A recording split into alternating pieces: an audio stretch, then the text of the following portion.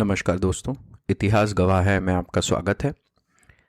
Last episode में हमने independence और पार्टीशन तक की जर्नी को कवर कर लिया था और अब हम पोस्ट इंडिपेंडेंस इंडिया के फेज़ में एंटर करेंगे और इस फेज़ में हम लोग समझेंगे कि किस तरीके से एक्चुअली क्या है कि जो विभाजन हुआ, जो पार्टीशन हुआ, उसको लेकर देखा गया है कि लोगों को 2 या 3 टॉपिक में डिस्कशन करने में बहुत ज़्यादा इंटरेस्ट रहता है और इस डायरेक्शन में शुरू के डेकेड्स आफ्टर इंडिपेंडेंस बहुत ज़्यादा डिस्कशन हुआ। तो क्या 2-3 टॉपिक थे? तो पहली बात तो यह था कि भाई ये what was the high politics of partition, किसने क्या किया, कौन ने कैसे बोला, किसने कुछ प्रावधान रखा, किसने उसको रिजेक्ट कर दिया, किसने किसके फेवर में बात करी, ये सब डिस्कशंस बहुत ज़्यादा फोकस में आते हैं। दूसरा जो क्वेश्चन बहुत ज़्यादा एक्सप्लोर किया जाता है कि क्या पार्टीशन को हम अवॉइड कर सकते थे, है ना, कि पार्टीशन क्या अवॉइड किया जा सकता था और अगर किया जा सकता था तो हम उसे किस तरीके से अवॉइड कर सकते थे। और तीसरा क्वेश्चन जो बहुत ज़्यादा डिस्कस नहीं किया जाता वो ये है, which is basically what were the impact of partition on the psyche of the population on both sides। जो जिन जिन लोगों ने पार्टीशन की रियलिटी को एक्सपीरियंस किया, किसी भी एज ग्रुप में, किसी भी जेंडर, किसी भी कास्ट, किसी भी सोशल स्टेटस, किसी भी रीजन, सारे कंट्री में उसका एक साइकोलॉजिकल इम्पैक्ट पड़ा और उस इम्पैक्ट के कारण आने वाले डेकेड्स में हम देखेंगे कि बहुत सारी चीज़ें डिटरमाइन हुई, बहुत सारे डायरेक्शंस ऐसे लिए गए हमारे कॉन्स्टिट्यूशन में, हमारे पॉलिटी में, और बहुत सारे ऐसे अनसुलझे मुद्दे रह गए जो पार्टीशन की ही देन थे। तो हमारा our focus in this discussion will be to talk about those issues, will be to focus on कि हमको पार्टीशन के हेरिटेज में क्या मिला and how this country has constantly, मतलब ऐसा कहते हैं ना कि गड़े मुर्दे पुराने कॉन्स्टेंटली उखड़ ऊपर उठ के आते रहते हैं because of some of the things that happened during that time, because of the context of that time। तो क्या ऐसे मुद्दे हैं जिनको हम इस एपिसोड में और आने वाले कुछ और एपिसोड्स में डिस्कस करेंगे? So what are those? सो सबसे पहले तो हम लोग डिस्कस करेंगे शरणार्थियों की समस्या, refugee crisis and the resulting riots because of partition. Second is the accession of all the princely state, देशी रियासतें जिन्हें कहते हैं, उनका जो विलय हुआ और कैसे हुआ और क्या क्या उसमें बैरियर्स थे, उनको हम डिस्कस करेंगे। Third, we were going from a colonial empire, हम एक colonized nation थे, and now we had to establish our identity as an independent nation, as a democracy that had to figure out its first general election as well। ये बहुत ही बड़ा challenge था। आप खुद सोचिए, हमारा जो लिटरेसी रेट था bye the time British left us was around 13 to 14%, and given the size of this country, given the pluralities of this country, and given the fact that we had just undergone a partition, a very very unfortunate and violent reality of partition, तो general election figure out करना एक बहुत बड़ा challenge था। चौथा, हमारे pluralistic nature को देखते हुए in what way our provinces or our states were determined, हमने किस तरीके से अपने स्टेट्स को, जैसे राष्ट्रभाषा क्या होगी, कितनी भाषाएं हमारी राष्ट्रभाषाएं कहलाएंगी, किन आधारों पर हमारे प्रोविंसेस का डिवीजन होगा, इन सब को डिटरमाइन करना भी एक बहुत बड़ा चैलेंज था। Fifth, economic development. And when I say economic development, I am talking about farming, I am talking about industries, I am talking about our economic model, and also the evaluation of Nehruvian economic model. फिर हम देखेंगे कि इसमें एक environment का भी एक aspect है जिसको हम अच्छे से डिस्कस करेंगे when we talk about the economic development. छठा, देखिए, जब हमारे यहां ब्रिटिश रूल कर रहे थे तो जो सबसे नीचे के तबके के लोग थे, जैसे farmers and lower caste people, they were oppressed by not just the British policies and administration but also by the zamindars and jagirdars of that time. तो वो लोग तो बेचारे डबल तरीके से ऑप्रेस थे। तो उन सारे लोगों के लिए सोशल जस्टिस फिगर कर पाना, क्या होगा सोशल जस्टिस, ये डिटरमाइन करना एक इंडिपेंडेंट नेशन में भी एक बहुत बड़ा चैलेंज था।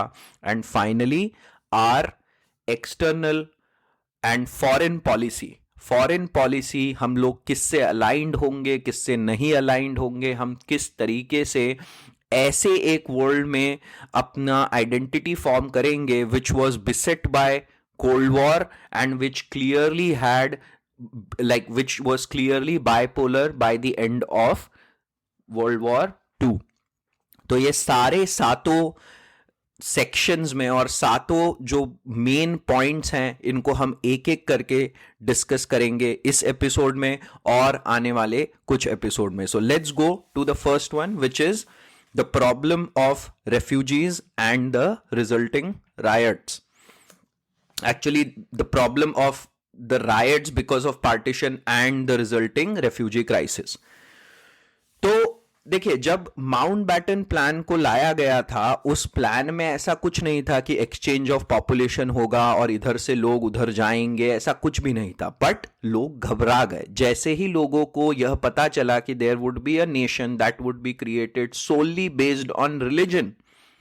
तो उस तरफ जो हिंदू लोग थे वो घबरा गए और इस तरफ मुसलमान लोग थे, उनको भी लगा कि हमको उस तरफ, उस कंट्री में जाकर रहना चाहिए। तो ये जैसे ही हुआ तो बहुत ज्यादा दंगे भड़के और उन दंगों में करीब करीब 10 लाख लोग मारे गए। ये हमारे मॉडर्न वर्ल्ड की एक सबसे बड़ी त्रासदी के रूप में गिना जाता है। एंड अबाउट 20 मिलियन, 2 करोड़ लोग विस्थापित हुए। विस्थापित मतलब अपनी जमीन जायदाद, अपना घर, ये सब छोड़ के कहीं और जाना पड़ा। कुछ लोग जो आज का पाकिस्तान से है उस एरिया से इंडिया आए, जो आज का बांग्लादेश है उस एरिया से वापस इंडिया आए, और कुछ जो लोग हैं जो आज यहां इंडिया से, जो आज का पाकिस्तान और बांग्लादेश है, उधर मूव करे। Right? So this was a huge crisis. और इसका इंपैक्ट क्या पड़ा? सबसे पहले हम कॉन्स्टिट्यूशन पे इसका इंपैक्ट देखते हैं। तो देखिए, जो लीडर्स थे, the people who were also a part of संविधान सभा, कॉन्स्टिट्यूशन असेंबली, वो घबरा गए ये देख के।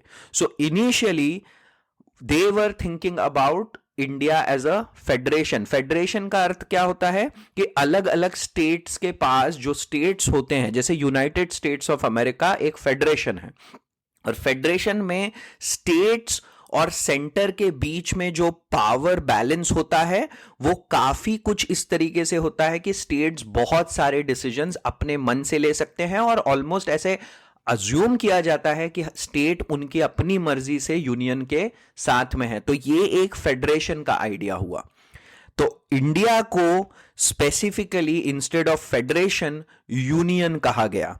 ये हमारे संविधान के निर्माताओं ने घबरा कर वो समझ गए थे, और इसके कारण क्या हुआ, that central government has higher level of power then state government. State government की पावर हमारे यहाँ थोड़ी कॉन्स्टिट्यूशन के लेवल पर ही कर्टेल्ड होती है कंपेयर टू सेंट्रल गवर्नमेंट। जैसे एक और जो सेंट्रल गवर्नमेंट के हाथ में जो एक बहुत बड़ा लेवरेज भी दिया गया है वो है आपातकाल, इमरजेंसी लगाना सेंट्रल गवर्नमेंट के पास एक अधिकार कॉन्स्टिट्यूशन में दिया गया है। तो इस तरीके से हमारे इस कॉन्स्टिट्यूशन पे जो रेफ्यूजी क्राइसिस और रायट्स थे उसका इंपैक्ट पड़ा।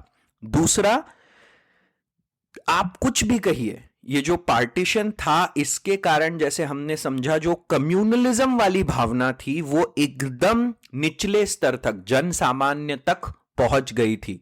और इसलिए हम देखेंगे कि भले ही दलितों के लिए लेजिस्लेटिव काउंसिल में आरक्षण की बात कही गई है, पर Muslim who were also the minorities, उनके लिए ऐसा कोई प्रावधान नहीं बनाया गया।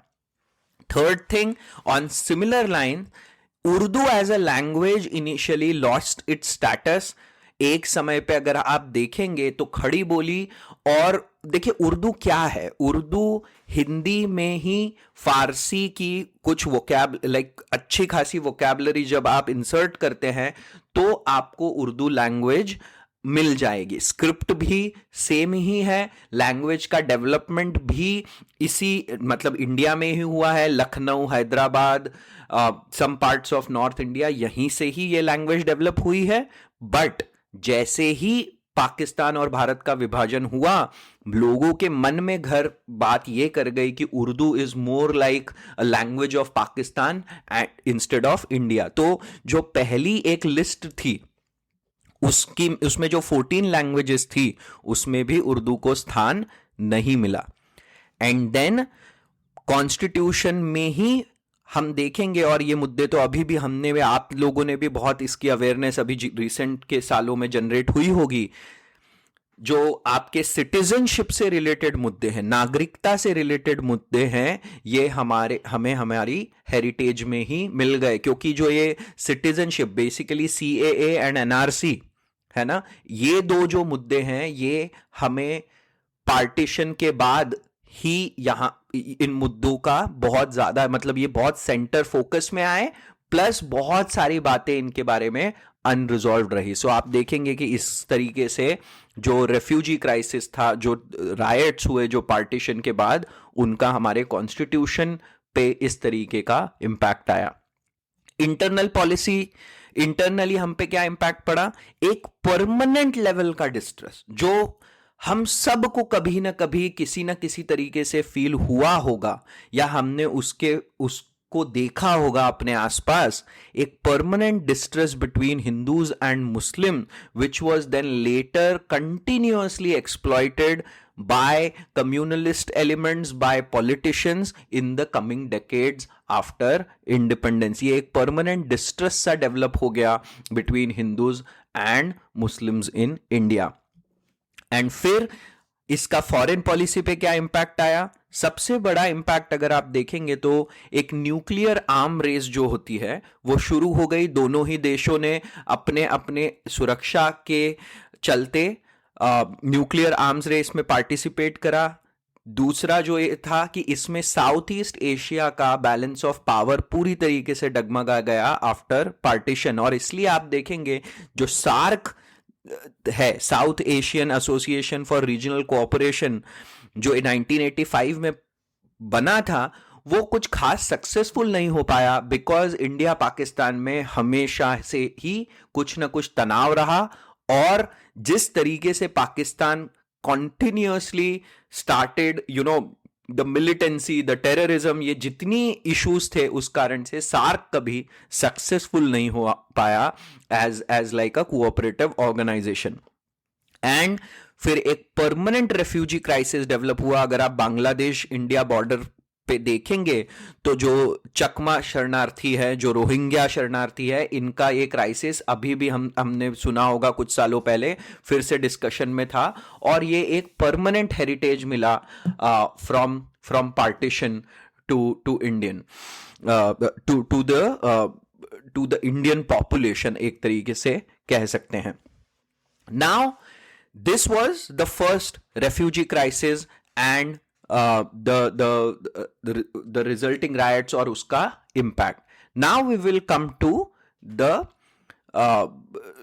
the princely states and their integration into India, और वहां पर किस तरीके से सिचुएशन हुई, उसमें क्या बैरियर्स थे। तो पहला था refugee crisis and riots and its impact. The second is the accession of princely states and merging them into India. अब देखिए, इसमें सबसे पहले यह समझना चाहिए कि भारत का about 40% region of India was princely state, 60% was British India, 40% was princely states. And in princely states में भी as the national movement progressed, यहां पर भी राष्ट्रवाद की भावना ने जन्म लिया एंड इट डेवलप्ड। तो कैसे हुआ? तो सबसे पहले क्या कारण थे? तो देखिए, एक तो सबसे पहले ऐसा होता था कि जो रेवोल्यूशनरी नेशनलिस्ट थे जो आपके, ठीक है, जैसे जो क्रांतिकारी जो राष्ट्रवादी एलिमेंट्स होते थे, वो बहुत बार ब्रिटिश इंडिया से भागकर देशी रियासतों में जाकर छुप जाते थे या रहने चले जाते थे। तो सबसे पहले तो जब वो वहां जाते थे तो उसके कारण भी उस भावना, उस अवेयरनेस का स्प्रेड होता था। उसके बाद ब्रिटिश साम्राज्य जो था, British empire was constantly using the army of, or whatever army these देशी और princely states would have, British Empire would use that army। और देखिए, आर्मी का एक हमको हमेशा देखना चाहिए कि जब भी सैनिक कहीं से लड़के वापस आते हैं तो वो सारी कहानियां, वो सारे इंसिडेंसेस, वो सारे एक लेवल की अवेयरनेस वो अपने रीजन्स में लेकर जाते हैं। तो जब ये सोल्जर्स वापस जब अपने प्रिंसली स्टेट्स या देशी रियासतों में जाते थे तो वो उस अवेयरनेस को वहां पे स्प्रेड करते थे। फिर शुरू में कांग्रेस ने देशी रियासतों के मुद्दे में इतना इंटरेस्ट नहीं लिया, बट फिर 1920 के नागपुर सेशन में कांग्रेस ने यह डिक्लेयर किया that they declare that princely states are an integral part of India, and although we would not directly start any type of movement in princely states, कोई आंदोलन हम वहां नहीं करेंगे, बट अगर वहां के लोग कुछ आंदोलन करते हैं तो हम उनको समर्थन जरूर देंगे। तो ये बहुत बड़ा स्टेप था। 1920 तक आते आते ये टाइप का clarity Congress also started arriving at. Then in the decade of 1920, जन कॉन्फ्रेंस जैसा एक संगठन एक फॉर्म हुआ with in the different princely state. इसमें बलवंत राव मेहता, 1927 में बलवंत राव मेहता, मणिलाल कोठारी, GR अभ्यंकर, इन लोगों ने मिलके एक अखिल भारतीय ऑल इंडिया जन कॉन्फ्रेंस की स्थापना करी to basically demand for representative government in the princely state. ये बहुत बड़ी बात है, आप फिर से सोचिए, प्रिंसली स्टेट में रिप्रेजेंटेटिव गवर्नमेंट की डिमांड करना was a great progress of the spread of nationalistic awareness in the princely state. फिर अगर आप 1930s में देखेंगे, सो 1930s में जब ब्रिटिश प्रांतों में जब रिप्रेजेंटेटिव गवर्नमेंट्स का, याद है जो प्रोविंशियल इलेक्शन की हमने बात करी थी, उनमें रिप्रेजेंटेटिव गवर्नमेंट्स बनती है, तो 1937 में जब वहां रिप्रेजेंटेटिव गवर्नमेंट बनी तो विभिन्न डिफरेंट प्रिंसली स्टेट्स में, जैसे राजकोट में आप देखेंगे, जयपुर में देखेंगे, हैदराबाद में देखेंगे, यहां पर जन आंदोलन शुरू हो गए। क्यों शुरू हो गए? क्योंकि दे स्टार्टेड रियलाइजिंग कि ब्रिटिश इंडिया में तो प्रिंसली स्टेट लोगों ने इलेक्ट करी वाली गवर्नमेंट बन गई, हमें भी इसी तरीके की रिप्रेजेंटेटिव गवर्नमेंट चाहिए। और इन आंदोलनों में, जैसे राजकोट में जो आंदोलन था, इसमें वल्लभ भाई पटेल और गांधी दोनों ने इंटरफेयर किया और उस आंदोलन को सपोर्ट किया।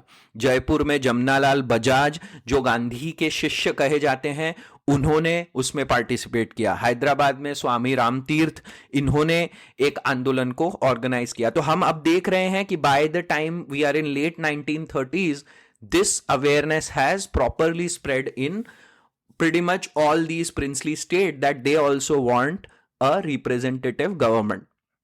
And finally, by 1939-40, कांग्रेस के भी पर्सपेक्टिव में काफी कुछ चेंज आ गया। जैसे लुधियाना में जो अखिल भारतीय जन कॉन्फ्रेंस हुई थी, उसकी अध्यक्षता पंडित नेहरू ने करी। फिर त्रिपुरी अधिवेशन में कांग्रेस ने एकदम क्लियर कर दिया था, 1939 का त्रिपुरी अधिवेशन जो हमने पहले भी एक बार डिस्कस किया था, जहां पे हमने सुभाष चंद्र बोस वाला जो एक मुद्दा था और उनका जो डिफरेंस ऑफ ओपिनियन था वो डिस्कस किया था। बट इस सेशन में एक चीज जो और हुई थी वो ये थी कि कांग्रेस ने डिक्लेयर कर दिया था कि अब कोई भी मास मूवमेंट जो होगा वो प्रिंसली स्टेट और ब्रिटिश इंडिया में दोनों में होगा, और इसलिए 1942 का quit India movement princely states में भी फैला था और हुआ था।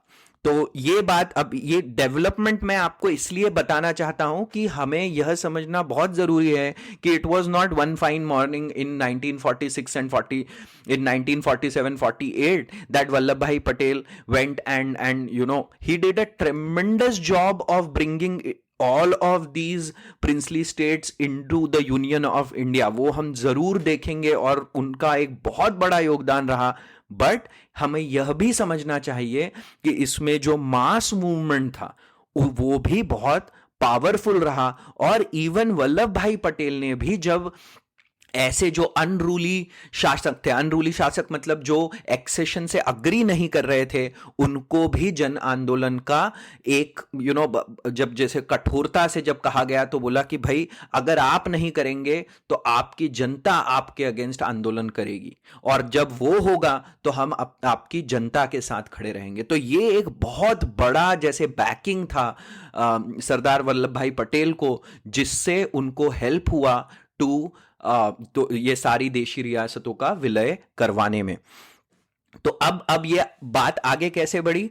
तो अब हुआ यह कि मैंने जैसे कहा 60% पे ब्रिटिश का नियंत्रण था और करीब 40% देशी रियासतें थी, और इसमें जो 3 देशी रियासतें थी उनका थोड़ा सा हम लोग एक अलग डिस्कशन करेंगे। बट सबसे पहले क्या हुआ, 2 चीजें थी। एक था स्टैंड स्टिल अग्रीमेंट, ठीक है, और स्टैंड स्टिल अग्रीमेंट का मतलब क्या था कि जो रिलेशनशिप बिटवीन प्रिंसली स्टेट और ब्रिटिश क्राउन था वही रिलेशनशिप नाउ प्रिंसली स्टेट और यूनियन ऑफ इंडिया के बीच में होगा, ठीक है। तो that was called as standstill agreement and that was a part of Mountbatten plan.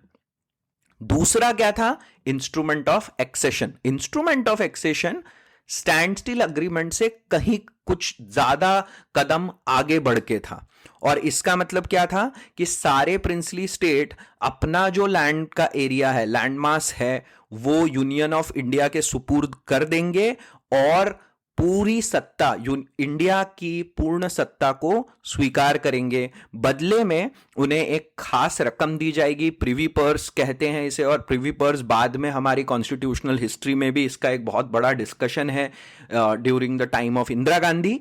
But during the time जब ये एक्सेशन हो रहा था तब प्रिवी पर्स देने की बात कही गई थी, और उसको हमारे कॉन्स्टिट्यूशन का हिस्सा भी बनाया गया था।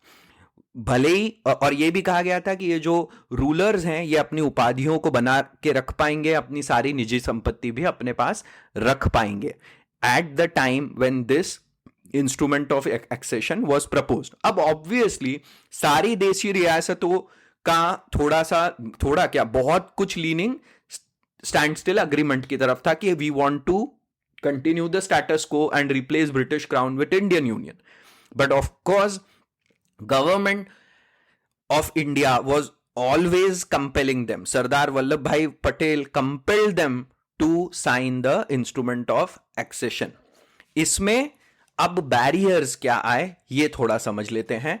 तो जो एक सबसे बड़ा बैरियर आया वो यही था कि बहुत सारे शासकों को तो इंडिपेंडेंट रहने का मन था।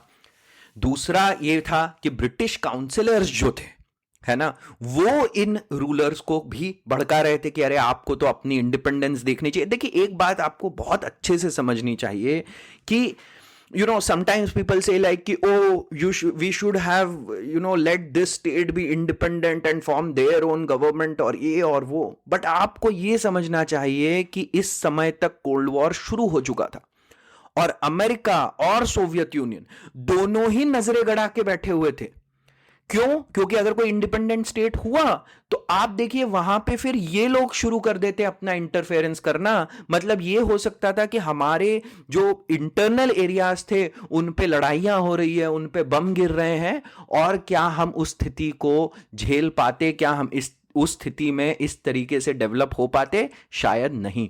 इसलिए जो यूनिटी होती है, जो सोवराइनिटी होती है हमारी, उसको रखने के लिए ये सारे रियासतों को एक यूनियन में जोड़ना बहुत ही जरूरी था।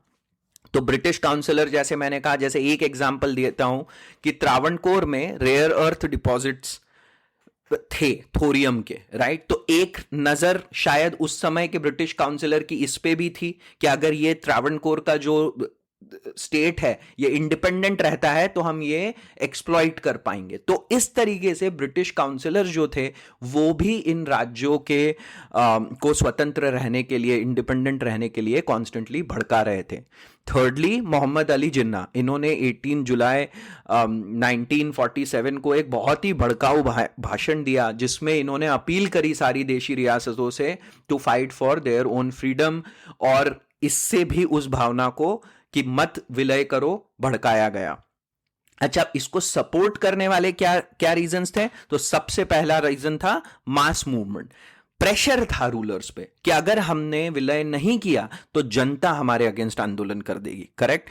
और दूसरा जो था कि कांग्रेस एज अ पार्टी ने एक्सेशन ओनली, ये बहुत ही एक कड़ा रुख अपनाया था। And of course the representative there was Sardar Vallabh bhai Patel, इसलिए भी उन्हें लौह पुरुष कहा जाता है कि he was absolutely non negotiable state की नहीं, एक्सेशन ही करना होगा। And then finally what was the other big reason, as we have been talking about, Vallabh bhai Patel, right? Vallabh bhai Patel ने ये जो पुरस्कार की नीति कि अच्छा आप जब विलय कर लोगे तो प्रिवी पर्स देंगे, ऐसा करेंगे वैसा करेंगे, तो ये तो पुरस्कार वाला था। बट दंड की नीति भी अपनाई। क्या दंड की नीति? कि अगर आप नहीं करेंगे तो आपकी जनता आपके अगेंस्ट आंदोलन करेगी, और उस समय हम आपकी जनता के साथ खड़े रहेंगे, और उस समय गवर्नमेंट आपके अगेंस्ट एक कठोर रुख अपनाएगी।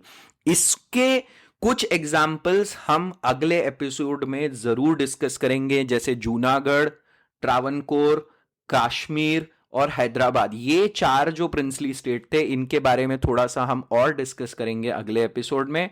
बट आज के एपिसोड में इतना ही। हमने दो बड़े बड़े रिजल्टिंग प्रॉब्लम्स को डिस्कस करा, रिजल्टिंग इश्यूज को डिस्कस किया।